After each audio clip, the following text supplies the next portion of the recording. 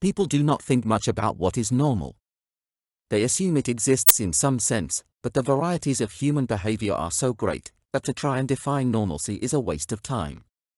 But then we come face to face with something so sick and abhorrent that we know this has gone beyond what is normal. That we can identify abnormal when we see it suggests there is also a way to define what is normal, even given its wide range of variation. But there is a problem with establishing a line of division when what we are working with seems to consist of a continuum of variations. That being said, there has to be something wrong with our logic. If abnormal behavior is just a variation of normal behavior, the difference is subjective. This failure to define normal behavior has left us looking perplexed at videos of assaults and what used to be considered abnormal behavior. More and more of what used to be considered abhorrent, if not psychotic, has now become accepted. Only a few extreme cases of truly abhorrent behavior is reacted to with the revulsion that used to be expressed by the breaking of social norms. But should normality be so broadly defined? The liberal view of normalcy has left the door open to deviancy. Most normal persons prefer a narrower view of normalcy than what liberals advocate. Conservatives do not think, for example, mass murderers are sane or logical, and they are decidedly not moral. But if we cannot draw a hard line between right and wrong, how can we tell when a behavior is wrong? As what is acceptable expands, the range of things that are repugnant shrinks. What was unthinkable a few decades ago has become, if not the norm, certainly not the outlier behavior it was.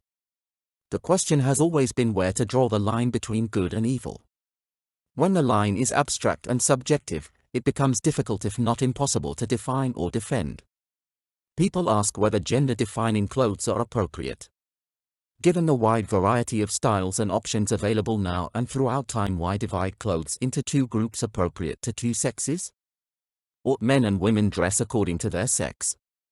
Is anything more subjective than fashion? This same kind of thinking is evident regarding the claim that God is not constrained by logic and exists outside of logic. That does not make God illogical. Illogical is defined by logic and would not exist were it not for logic. Fashion is subjective as regards gender because our sense of what is normal is subjective. That is the point. Pointing to the lack of norms proves they do not exist, to those who deny them. This is the problem with relativistic culture. If everything is relative, then definitions become meaningless. Cultural relativism means that there is no culture. Civilization itself is called into question once we accept there are no norms. For the left, social norms do not have legitimacy. The only norms the left understand are defined by the law. Laws differ from nation to nation, but laws define the norms we live by. No one claims traffic laws are normative, in an objective sense, but they are the rules subjects live by. It used to be said nations existed because of a thing called the social contract. Suffering under a state of nature, men came together and agreed to live under a set of social norms. I agree not to kill and eat you, if you agree not to kill and eat me. Man formed a social contract so we could live in groups, in contrast to living a life that was solitary, brutish, and short. As interesting as the story is, it only drives home the subjectivity of our norms. Science cannot study what is subjective. But social norms are subjective preferences, taught to us by our parents, and to them by their parents. Yet, at some time in the past, these norms must have solutions to real problems. Had they been subjective, they would not have persisted. It does seem that many consider how deeply embedded our norms are embedded, or the original source of them, when we decide to jettison them. Politeness is not a norm that exists because they make us feel good. There are logical reasons for social norms. They are logical even if society is more focused on emotional impacts than intellectual ones. Social norms exist because what is normal is logical and moral and tied up with what is true. But as modern man has lost touch with morality and truth, social norms seem ancient and irrelevant. What is normal is what can be validated, for the simple reason that what is true and moral can be verified. Social norms are not just random habits with no logical reason for existing. What is normal is what has a foundation in what is true. A norm that is not morally justified would not have become a norm in the first place, even if the justification for it has been long forgotten. Modern peoples talk about saving the planet and lowering our carbon footprint without accepting that the first step on this journey is to establish norms consistent with our objective. Moral populations have low levels of subjectivity. Logical populations are not governed by emotional intelligence. The minimal necessary requirement of a logical organization is to be accountable for the costs it creates. An organization is moral by the degree of objectivity it manifests. If a process is viable, it produces more value than it consumes. A social norm ought to produce pathways that reduce social costs. Think of a community as an organism, or spiritual creation. Its foraging activity cannot consume more calories than its actions produce, otherwise it enters a deficit, the outcome of which is death. Apriorics is the study of organizational viability, and of social norms and social practices that lead to greater vitality. Apriorics looks at communities to discover abnormalities and non-viable components that wastes resources. Apriorics' mission is to make our communities more viable by verifying their operations in terms of sustainability.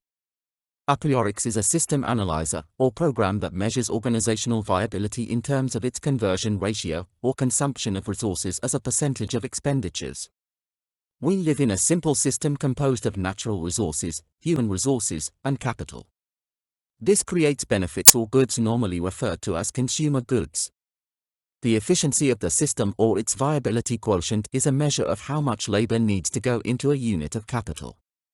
This will vary by the proportion of capital that is consumer goods and how much is technical or what might be called commercial resources.